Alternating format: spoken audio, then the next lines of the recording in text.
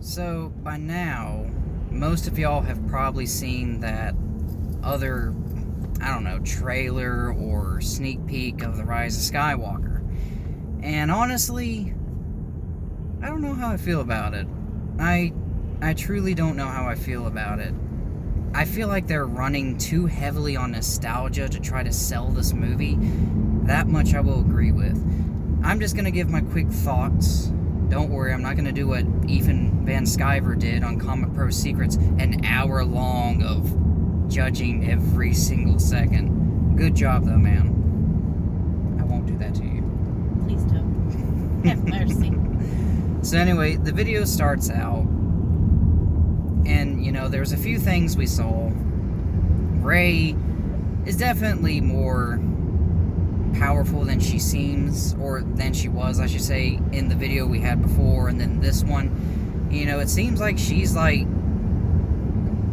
I don't want to necessarily say this, but it's the best. She seems like she's going to become what Luke should have became. Like, she is the new EU Luke Skywalker, from what I'm looking at. You know, she is very confident in her abilities, and it looks like she's mastering many different Force techniques, but I guess when you're the only living Force-sensitive being that's willing to fight for the light side, I guess the Force Ghosts kind of have to weigh their options at that point. Kylo Ren, we barely saw him. We see them fighting at the Death Star debris, and I don't know, that kind of makes me wonder if the whole spoiler we got, where it's just like, oh yeah, the point is to go to the Death Star and activate that transmission and broadcast Luke Skywalker's story to cause an uproar.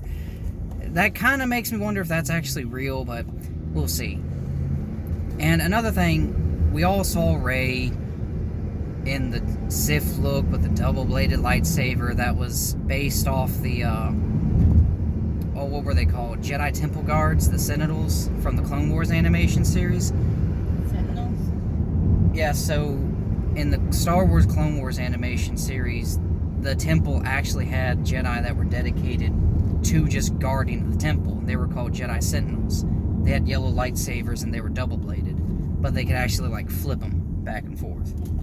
That's the lightsaber she used in the trailer. I mean, after what Anakin did. True.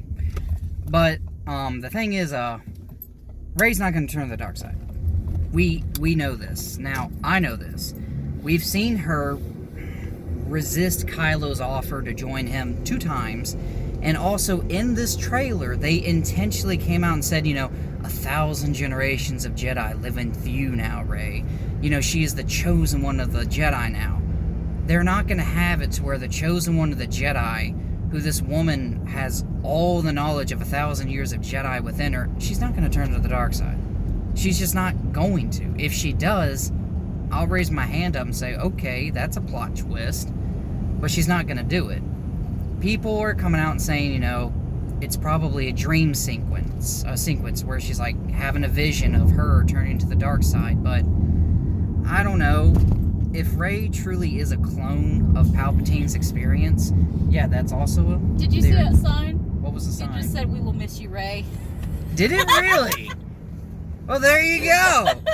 The Force has given us a vision on the road. Apparently, we crossed a sign that said, "We will miss you, Rey." The Force has shown us an answer, folks. The Force has shown us an answer. But anyway, there's a theory that Rey's just a clone of Palpatine or a clone of Luke's severed hand, and, you know, that she's just one of many clones. And so, if they go down that path, this dark Rey is probably just a clone that actually turned evil and was trained by Palpatine. Or it's just a dream sequence, but I'm not too sure about the dream sequence part, mainly because of the double-bladed lightsaber that was based off the Temple Guards. And plus, for some reason, the lightsaber blade was unstable again. Like, Kylo Ren's lightsaber has a cracked kyber crystal, apparently. That's why it's all fucked up. And apparently, and her lightsaber was the same, but who knows? Who fucking knows? Now, another thing, they showed all the different scenes from the prequel and the original trilogy. It's just a marketing tactic. Truly, it's just a marketing tactic. It's just trying to get your feels up and go, oh yeah, I remember this and I remember that. Because, you know, this is supposed to be the end of the Skywalker saga. So what better way than to end it than to show everything that came before it, right? Now, the other thing is they said that, oh look, our heroes are together again. They were never together. Like, not all three of them. Poe, Finn, and Rey and Chewbacca, I guess you can count him, they were never together. Now, they were together at the end of The Last Jedi. That was it. But they've never gone on an adventure together as a group. It's always been, you know, Finn and Rey hooked up for a while, and then Poe and Finn hooked up for a little bit shorter, and then in Last Jedi it was all about Finn and Rose Tico. I mean, you get where I'm going with here, blah blah blah. They've never been together. This is the first movie we're seeing where all three of the sequel trilogy heroes are together. So once again, those people are lying. And then you get to the scene with all the Star Destroyers. And the one thing that I found most interesting is, now obviously it was dark, you couldn't really see them. That was also kind of the point, because we know how JJ loves his, like, lighting effects. Oh my god, so many bad lighting effects. Anyway, from what I could tell from the shadows, a lot of those Star Destroyers, they weren't First Order Star Destroyers. They were Imperial era Star Destroyers. And I'm sitting here wondering, it's just like, okay, we never knew exactly how powerful the First Order was. We knew they had Starkiller Base, and apparently they had a big enough fleet to take over the galaxy, and I guess if you have all this old Imperial era stuff around, why not use it? But I just find it very interesting that they're using original trilogy era vehicles and Star Destroyers for this final movie. I mean, if it's supposed to be all about the sequel trilogy heroes, why not use the sequel trilogy vehicles? Why not use the sequel trilogy Star Destroyers? No, we get Imperial Star Destroyers. And then you have the scene where the small band of Resistance fighters come up, and once again, a lot of Rebellion era style ships. You had the A-Wings, the B-Wings, the Y-Wings, the Blockade Runner, the Millennium Falcon, and I think there was even a Rebel transport that came in. And so, once again, that just makes me wonder. It's just like, are we going back? Like, has every bit of sequel trilogy era vehicles just been destroyed? I mean, we don't know, because the reality is we've never really seen the full power and might of the New Republic or the First Order. The only thing we do know is that the New Republic was downgrading greatly as the First Order was excelling. To me, I honestly just feel like this movie is going to focus so much on just nostalgia. Because, as I said, the Star Destroyers, Vader's breathing, Palpatine talking and laughing, it just feels like this movie's just going to be a cluster. Like, they're going to be throwing so much at us with it. Like, hey, remember this, remember that, remember this, remember that, that we're not going to be able to sit down and actually enjoy it. And I feel like it's going to be fan service gone wrong. And with Palpatine, look, most Star Wars fans love Palpatine. You know, he was the Emperor. He laughed. The guy who did Order 66.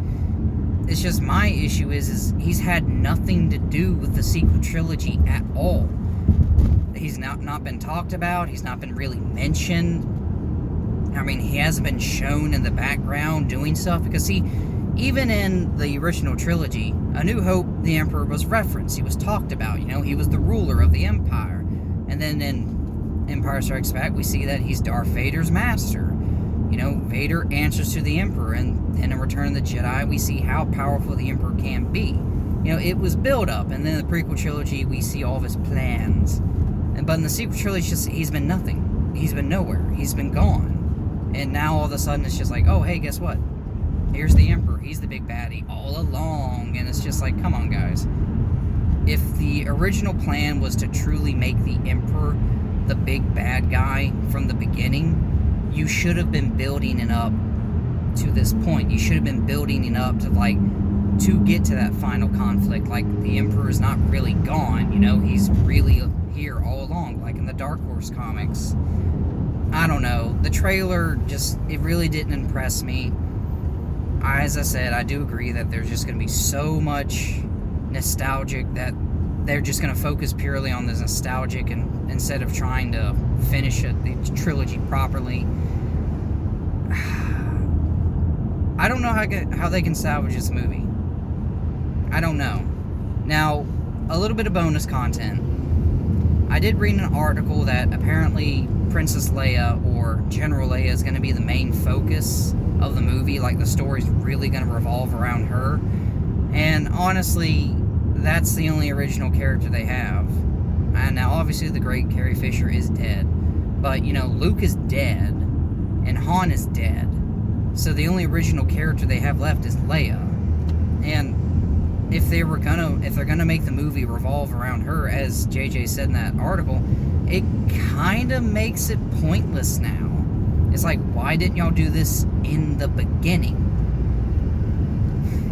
The sequel trilogy has just been missed opportunities and a lot of confusion. And what I mean is like, we didn't get to see the original cast together again.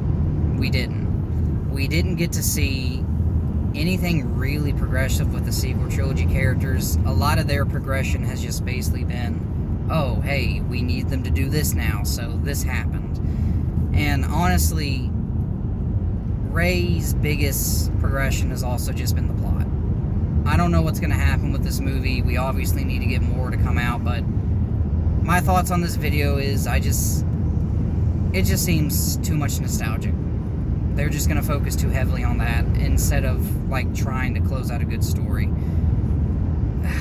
I don't think this is going to be a satisfying conclusion to the Skywalker saga. And honestly, from what I've seen right now, I'm getting too much of a Return of the Jedi type field. Because what I mean is, you know, you had the fleet of Imperial Star Destroyers and then the small band of Resistance fighters.